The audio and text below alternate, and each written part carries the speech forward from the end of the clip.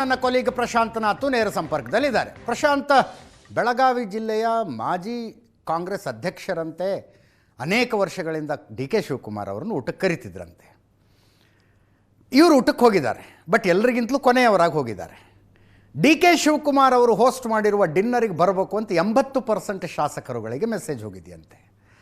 ಅವರ ಪೈಕಿ ಅನೇಕರು ಬಂದಿದ್ದಾರೆ. ಎಸ್ ಪೊನ್ನಣ್ಣ ಸೇರಿದಂತೆ ಅನೇಕರು ಬಂದಿದ್ದಾರೆ. ಅಂಡರ್ಲೈನ್ ಮಾಡಿ ನೋಡಬೇಕಾದದ್ದು. ರೌಂಡ್ ಟೇಬಲ್ಗಳನ್ನು ಹಾಕಿದ್ರಂತೆ. ಒಂದೊಂದೇ ಟೇಬಲ್ಗೆ ಹೋಗಿ ಡಿ ಕೆ ಶಿವಕುಮಾರ್ ಅವರು ಮಾತಾಡಿದ್ರಂತೆ. ಎಸ್ ಪೊನ್ನಣ್ಣವ್ರ ಟೇಬಲಿಗೆ ಬಂದಾಗಲೂ ಮಾತಾಡಿದ್ರಂತೆ. ಒಳ್ಳೆ ಕಾಲ ಬರುತ್ತೆ ಅಂತ. ಇದೇನು ಅರ್ಥನೇ ಆಗ್ತಿಲ್ಲ ಇದು.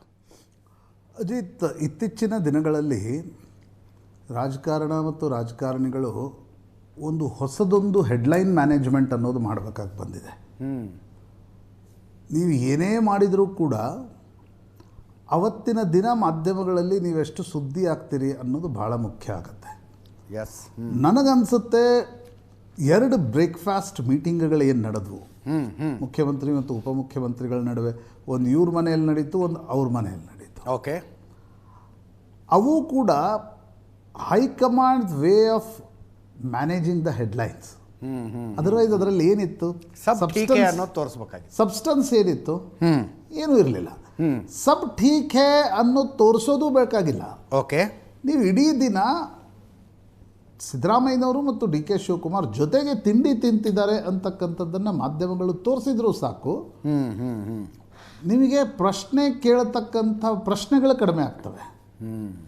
ಕಾಂಗ್ರೆಸ್ ಕಾರ್ಯಕರ್ತರಿಗೆ ಒಂದು ಆತಂಕ ಏನು ಶುರುವಾಗಿತ್ತು, ಏನಿದು ನಾಳೆ ದೊಡ್ಡ ಬವಾಲಾಗ್ಬಿಡುತ್ತಾ, ನಾಳೆ ದೊಡ್ಡ ರಾದ್ದಾಂತ ಆಗ್ಬಿಡುತ್ತಾ ಅಂತಕ್ಕಂಥದ್ದೇನು ಇಬ್ಬರು ಸೋಷಿಯಲ್ ಮೀಡಿಯಾಗಳ ಹ್ಯಾಂಡಲ್ಗಳ ಕಾರಣದಿಂದ ಆಗಿತ್ತು. ಅದನ್ನು ತಣ್ಣಗಾಗಿಸುವ ಪ್ರಯತ್ನವನ್ನು ಮಾಡ್ತು. ಅದಾದಮೇಲೆ ಸೋಮವಾರ ಬೆಳಗಾವಿಯಲ್ಲಿ ಅಧಿವೇಶನ ಶುರು ಆಗ್ತಾ ಇದ್ದಂತೆ ಹೆಡ್ಲೈನಲ್ಲಿ ಬಂದವರು ಯಾರು? ಮುಖ್ಯಮಂತ್ರಿಗಳ ಪುತ್ರ ಡಾಕ್ಟರ್ ಯತೀಂದ್ರ. ಅವರು ಕೊಟ್ಟಿರ್ತಕ್ಕಂಥ ಹೇಳಿಕೆಯೂ ಕೂಡ ಅವ್ರಿಗೇನು ಹೈಕಮಾಂಡ್ ಕರೆದು ಹೇಳಿರಲಿಲ್ಲ. ಹೌದು. ಅಥವಾ ನಮಗೂ ಗೊತ್ತಿದೆ, ಜನರಿಗೂ ಗೊತ್ತಿದೆ, ವಿಷಯ ಇತ್ಯರ್ಥವೇ ಆಗಿಲ್ಲ, ನೀವು ಯಾರು ಹೇಳಿದ್ರೇನು? ಡಾಕ್ಟರ್ ಯತೀಂದ್ರ ಏನು ಹೇಳಿದರು? ಇಲ್ಲ, 5 ವರ್ಷಗಳ ಕಾಲ ನಮ್ಮ ತಂದೆಯವರೇ ಮುಂದುವರಿತಾರೆ ಅನ್ನೋದನ್ನು ಹೈಕಮಾಂಡ್ ಡಿಸೈಡ್ ಮಾಡಿಬಿಟ್ಟಿದೆ, ಇಟ್ಸ್ ಅ ಫಾರ್ಗಾನ್ ಕನ್ಕ್ಲೂಷನ್ ಅನ್ನುವ ರೀತಿಯಲ್ಲಿ ಬಂದು ಹೇಳಿಕೆ ಹೇಳಿದ್ರು. ಹೌದು ಹೌದು. ಅವರದೇ ಬಣ ಆ ಹೇಳಿಕೆಯನ್ನು ವಿರೋಧಿಸ್ತಾ ಇದ್ರು ಕೂಡ ಡಾಕ್ಟರ್ ಯತೀಂದ್ರ 2 ದಿನಗಳ ಕಾಲ ಸುದ್ದಿಯಲ್ಲಿದ್ದರು. Doctor Yathindra was in the news for a wrong reasons. Kumaraswamy ಅವರನ್ನು ಮೊದಲ ಬಾರಿ ಸುದ್ದಿಯಲ್ಲಿ ತಂದಿದ್ದು. ಈ ಬಾರಿ ಡಾಕ್ಟರ್ ಯತೀಂದ್ರ ಪೊಲಿಟಿಕಲ್ ಕಾರಣಗಳಿಗೋಸ್ಕರ ಸುದ್ದಿಯಲ್ಲಿದ್ದರು. Same thing applies to D K Shivakumar's dinner. Okay, ನಿನ್ನೆಯ ಡಿನ್ನರ್ ಅಂದರೆ ನೀವು ಬರೀ ಶಾಸಕರನ್ನು ಕರೆದು ಮಾತಾಡಿಸಿದ್ರು ಅಂತ ಅನ್ಕೋಣ. ಬಣ ರಾಜಕಾರಣ ಶುರು ಆಯಿತು ಅಂತಾಗ್ತಿತ್ತು. ನೀವು ಪೊನ್ನಣ್ಣ ಅವ್ರನ್ನೂ ಕರೆದ್ರು, ಶರಣ್ ಪ್ರಕಾಶ್ ಪಾಟೀಲ್ ಅವ್ರನ್ನ ಕರೆದು, ಶರಣ್ ಪ್ರಕಾಶ್ ಪಾಟೀಲ್ರು ಮಲ್ಲಿಕಾರ್ಜುನ್ ಖರ್ಗೆ ಅವರು ಹಾಕಿದ ಗೆರೆ ದಾಟಲ್ಲ ಅಂತ ಎಲ್ರಿಗೂ ಗೊತ್ತು. ಹೌದು. ಶರಣ್ ಪ್ರಕಾಶ್ ಪಾಟೀಲ್ರಲ್ಲಿ ಬಂದರು. ಬರೀ ಶಾಸಕರನ್ನು ಕರೆದ್ರೆ ಡಿ ಕೆ ಶಿವಕುಮಾರ್ ಬಣ ಏನಾದರೂ ಶುರು ಮಾಡ್ತಿದ್ದಾರಾ ಅನ್ನುವ ಚರ್ಚೆ, ಡಾಕ್ಟರ್ ಯತೀಂದ್ರ ವಿರುದ್ಧವಾಗಿ ಡಿ ಕೆ ಶಿವಕುಮಾರ್ ಏನೋ ಮಾಡ್ತಿದ್ದಾರೆ ಅನ್ನೋದು ಹೈಕಮಾಂಡ್ ಏನು ಕೆಂಗಣ್ ಬೀರಲ್ಲ. But it will be portrayed in a wrong way. ಆ ಕಾರಣಕ್ಕೋಸ್ಕರ ಗೋವಾದ ಕೆಲ ಉದ್ಯಮಿಗಳನ್ನು ಕೂಡ ಡಿನ್ನರ್ಗೆ ಕರೆದ್ರು. ಈಗ ಗೋವಾದ ಉದ್ಯಮಿಗಳಿಗೂ ಈ ಶಾಸಕರಿಗೂ ಏನೂ ಸಂಬಂಧ ಇಲ್ಲ.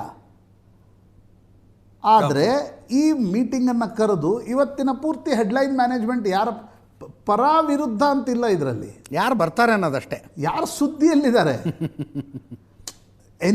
Any publicity is a good publicity ಅಂತ ಹೇಳ್ತಾರಲ್ವಾ.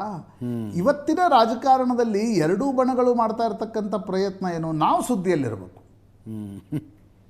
ಇದರಿಂದ ಏನಾಗತ್ತೆ ಅಂತಕ್ಕಂಥದ್ದು ಮುಂದಿನ ಪ್ರಶ್ನೆ ಆಗಿರುತ್ತೆ ನಿಮ್ಮದು. ಹೌದು ಹೌದು. ನನಗನ್ಸುತ್ತೆ ಅಜಿತ್, ಏನು ನೋಡಿ, ಹೈಕಮಾಂಡ್ ನಿರ್ಧಾರ ತೆಗೆದುಕೊಳ್ಳುವವರೆಗೆ ಪೊಸಿಷನಿಂಗ್ ಸರಿಯಾಗಿರಬೇಕೆ ಹೊರತು ಏನನ್ನೂ ಕೂಡ ಬದಲಾವಣೆ ಮಾಡಲಿಕ್ಕೆ ಸಾಧ್ಯ ಆಗಲ್ಲ.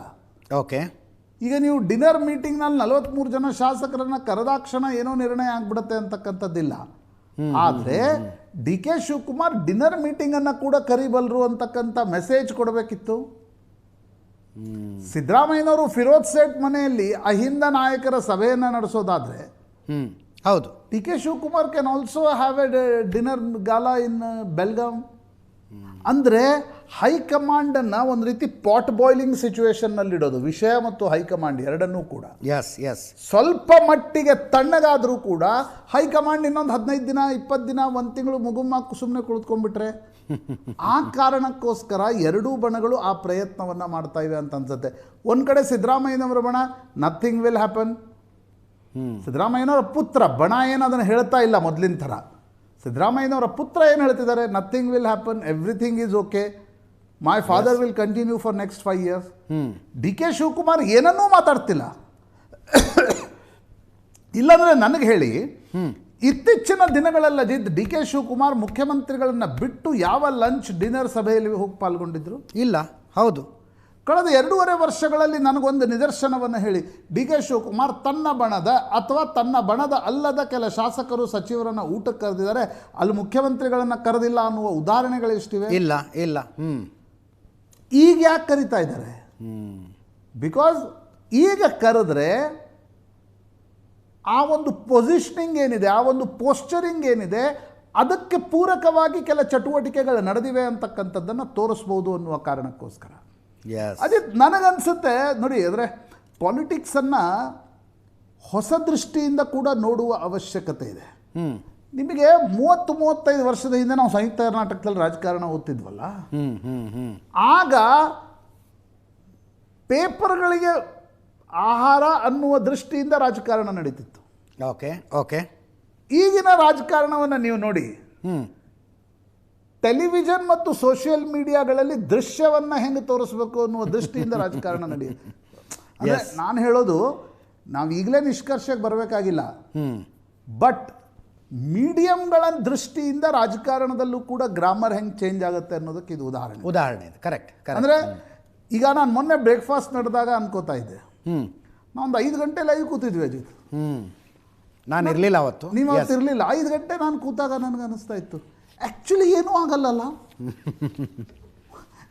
ನಮಗೂ. ಅಂದರೆ ಯಾರನ್ನೂ ಕೇಳದೆ ನಾನು ಅವತ್ತು ಹೇಳ್ತಾ ಇದ್ದೆ, ಇಲ್ಲ ಪತ್ರಿಕಾಗೋಷ್ಠಿ ಉದ್ದೇಶ ಬ್ರೇಕ್ಫಾಸ್ಟ್, ಅದರದೊಂದು ಏನಂತಾರೆ, ಬ್ರೇಕ್ಫಾಸ್ಟ್ ಸೈಡ್ಲೈನ್ಸ್ ಆಫ್ ದ ಬ್ರೇಕ್ಫಾಸ್ಟ್ ಅದು ನಡೆಯುತ್ತೆ. ಬ್ರೇಕ್ಫಾಸ್ಟು ಪತ್ರಿಕಾಗೋಷ್ಠಿ ಉದ್ದೇಶ. ಪತ್ರಿಕಾಗೋಷ್ಠಿಯಲ್ಲೂ ಏನು, ನಾವಿಬ್ಬರು ಒಟ್ಟಿಗಿದ್ದೀವಿ, ಜೊತೆಗಿದ್ದೀವಿ, ವಿಪಕ್ಷಗಳ ವಿರುದ್ಧ ಟೀಕೆ. ಹೌದು. ನಿನ್ನೆಯ ಈಗ ಡಿನ್ನರ್ ಮೀಟಿಂಗ್ ಕೂಡ, ಈಗ ಪೊನ್ನಣ್ಣ ಅವ್ರನ್ನ ಕರೆದು ಡಿ ಕೆ ಶಿವಕುಮಾರ್ ಏನು ತಮ್ಮ ಬೆಂಬಲಿಗರ ಸಭೆಯನ್ನು ಏನು ನಡೆಸಲ್ಲ. ಹೌದು. ಬಟ್ ಅದಕ್ಕೆ ಪೊನ್ನಣ್ಣ ಹೆಸರನ್ನು ಅಂಡರ್ಲೈನ್ ಮಾಡಿ ಹೇಳ್ತಾ ಇದ್ದಾರೆ. ಕ್ರಾಸ್ ಕನೆಕ್ಷನ್ಸ್ ನಲ್ಲಿ ಒಬ್ರಿಗೊಬ್ರು ಮೆಸೇಜ್ ಕೊಡೋದು, ಮೆಸೇಜ್ ಕೊಡ್ಲಿ ಅಂತಾನೆ ಕರೆಯೋದು, ಅಲ್ಲಿ ದಿಲ್ಲಿಯಲ್ಲೂ ಕೂಡ ತೋರಿಸೋದು. ನೀವು 19ರ ನಂತರ ಏನನ್ನೂ ಮಾಡದೇ ಇದ್ರೆ ಡಿನ್ನರ್ ಮೀಟಿಂಗ್ಗಳು ಶುರು ಆಗ್ಬೋದು, ಬ್ರೇಕ್ಫಾಸ್ಟ್ಗಳು ಇನ್ನೂ ಜಾಸ್ತಿ ಆಗ್ಬೋದು, ಲಂಚ್ ಆನ್ ಮೀಟಿಂಗ್ಗಳು ಶುರು ಆಗ್ಬೋದು. ನಾಳೆ ನೀವು ಇನ್ನೂ 15 ದಿನ ಬಿಟ್ಟು ಏನನ್ನೂ ಮಾಡದೆ ಹೋದರೆ ಇದು ಎಲ್ಲೋ ರೆಸಾರ್ಟ್ನಲ್ಲಿ ಪರ್ಯವಸನಗೊಳ್ಳಬಹುದು. ಎಸ್.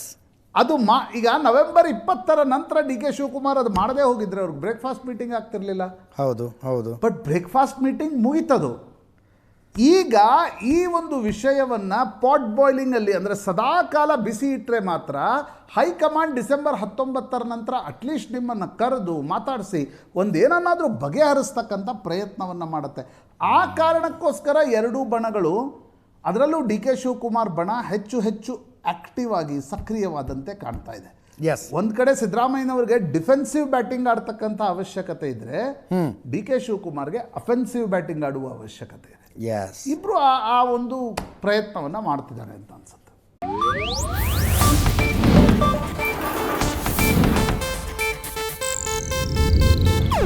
ಇದು ಏಷ್ಯಾನೆಟ್ ನ್ಯೂಸ್ ನೆಟ್ವರ್ಕ್ ಪ್ರಸ್ತುತಿ.